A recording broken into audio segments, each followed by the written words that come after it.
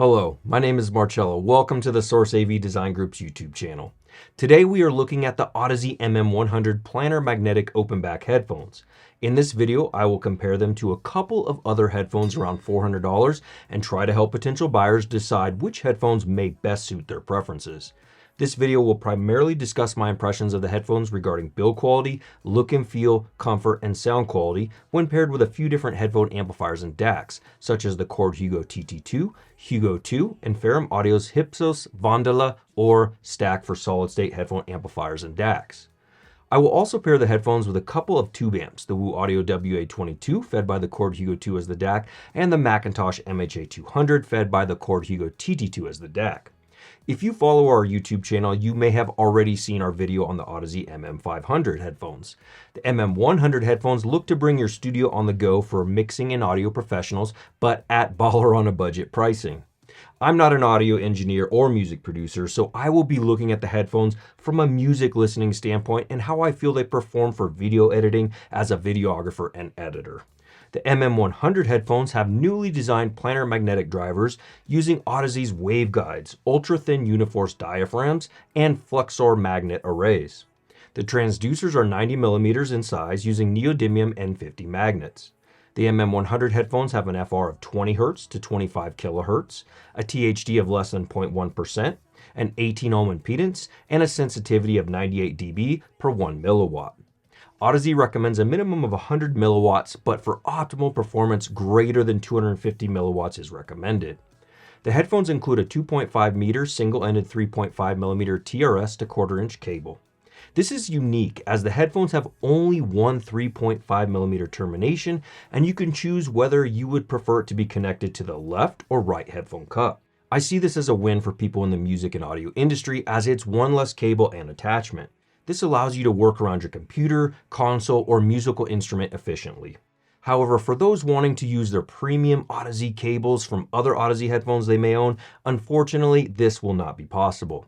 The MM-100 folds flat for travel or storage inside the included softcover bag. However, if you are serious about protecting them when traveling, I would look at an aftermarket case with some protection. The headphones weigh 475 grams and have an adjustable suspension strap headband system that doesn't cause me any hot spots. The gel-filled pads are plush and soft and work well if you wear glasses when listening. One thing to note, however, is the headphones headband system doesn't allow you to extend the headband and cups as we have traditionally done with Audeze headphones. Instead, the suspension strap can be adjusted up or down one notch by removing the suspension strap from the two small screws on each side of the headband. For my medium-sized head, the middle position on the suspension strap is just right. However, if you have a really large head, this could be an issue if you are used to extending the cups down further, as that level of customization offered with other Audeze headphones will not be possible. The headphones feel durable, using magnesium for the yokes and grills of the chassis and spring steel for the headband, which is important as they have been designed by Audeze and Manny Marroquin to be used for music professionals who use and potentially abuse their gear daily. That covers the majority of the headphones' tech specs and build quality. You can visit the links in the video description for more info or to make a purchase.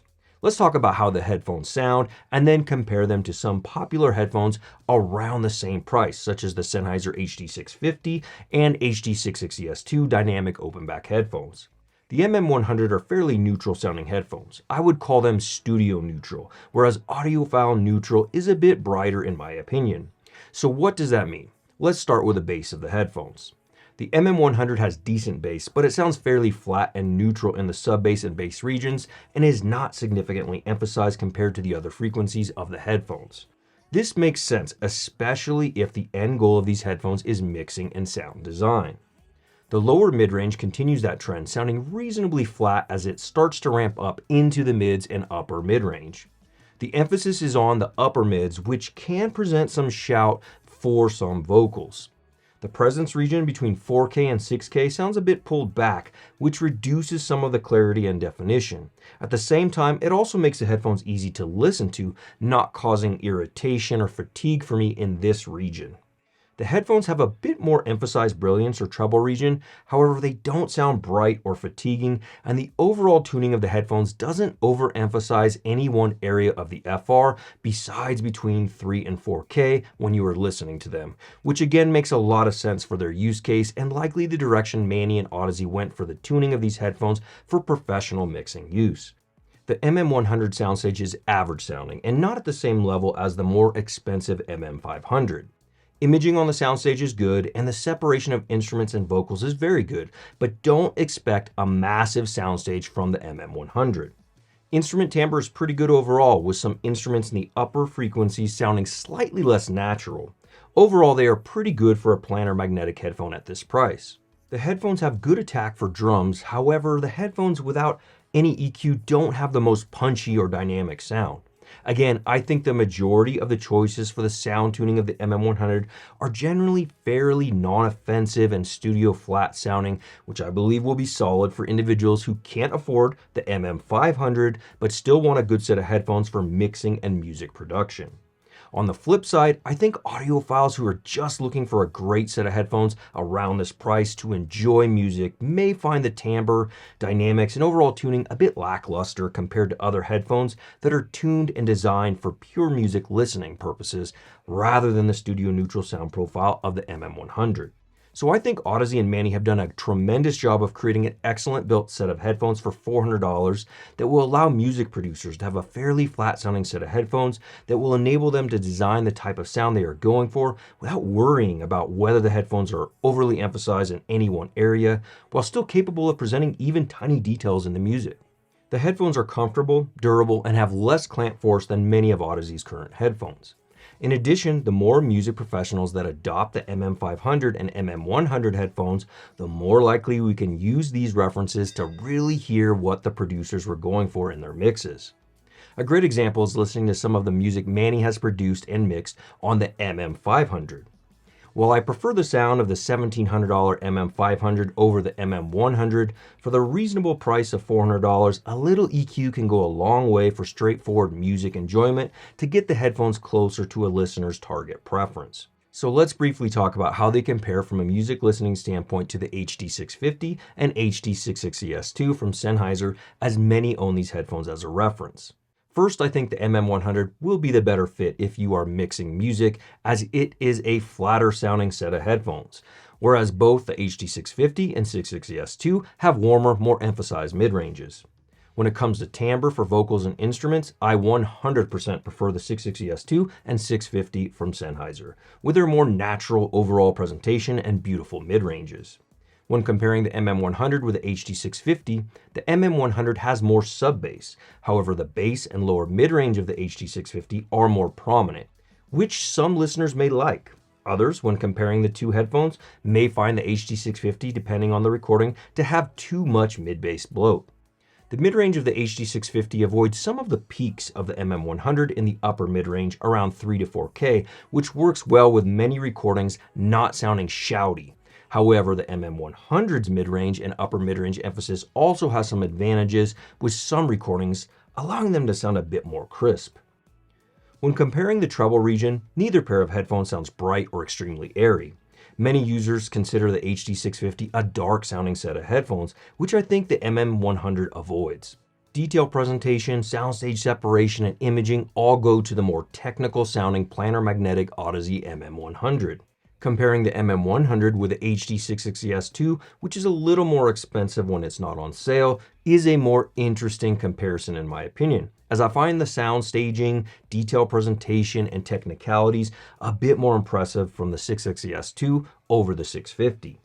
That said, the MM100's ability to better separate, image, and place vocals and instruments on the soundstage is superior to the HD660S2. The MM100 is also the more comfortable of the two headphones with less clamping force and a more comfortable headband and ear pads. The 660S2 sounds more emphasized in the bass regions and presents more color than the more studio reference sound of the MM100, which would not likely be what a music producer is looking for when mixing and producing music. However, the listener who enjoys a warmer character from their headphones in the bass and mid-range may gravitate towards the more colorful sound of the 660S2.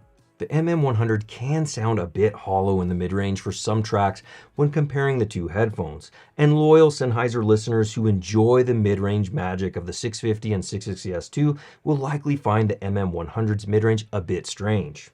Listening to songs like Landslide from Fleetwood Mac, the MM100 presents strings with more edge, while the HD 660S2 presents them with excellent definition and more body, along with smoother, fuller sounding vocals, which sound thinner, more distant, and less pleasing when listening to the MM100. The biggest issue for me when comparing the MM100 to the HD 650 or the 660S2 is the shout for vocals that can be heard on many recordings from the MM100. This could have been done intentionally, so music producers could be cautious about backing down that area in their mixes to give the vocals a more pleasing sound. However, for a music listener or audiophile, I think this will be the most glaring issue with the MM100 compared to the 600 series of headphones from Sennheiser, arguably the king of all headphones in this price range. The tuning of the MM100 is much less forgiving than the Sennheiser headphones, making hard rock, metal, alternative, and other recordings that may not have been produced optimally a more challenging listen, which I believe was done on Audeze's part with intention. Lastly, the treble of the 660S2 sounds better balanced for music listening. So let's wrap up. Suppose you're a music producer, musician, or video editor. In that case, I think the MM100 offers a very compelling, reasonably easy to drive set of headphones that are moderately priced for these purposes. Suppose you're an audiophile or music lover looking for headphones that are pleasing to listen to all types of music and recordings. In that case, I think you will likely be better served by other headphones in the Audeze lineup or similarly priced headphones tuned and designed for music listening rather than music production. As with all things in audio, it will come down to your preferences and the use case you are going for. The best way to know, of course, is to go to CanJam or your local dealer like us to give them a listen side by side with other headphones and see which headphones better suit your fit, finish, and sound preferences. If you are interested in trading up your old headphones, amplifiers, or other gently used audio gear for a new set of headphones or a new amplifier, check out the links in the video description to our trade up program, and don't forget, we will price match other authorized dealers. We have some cool videos coming this year with new product announcements, so please consider subscribing to our channel today. From $150 earphones to multi-million-dollar home audio, cinema, and automation systems, TSAV is a hi-fi enthusiast paradise for building the system of your dreams. So let's start the conversations in the video comments on what you think of the Audeze MM100 headphones. While you're there, smash that like button for us. Until next time, friends, remember, let the music be your guide.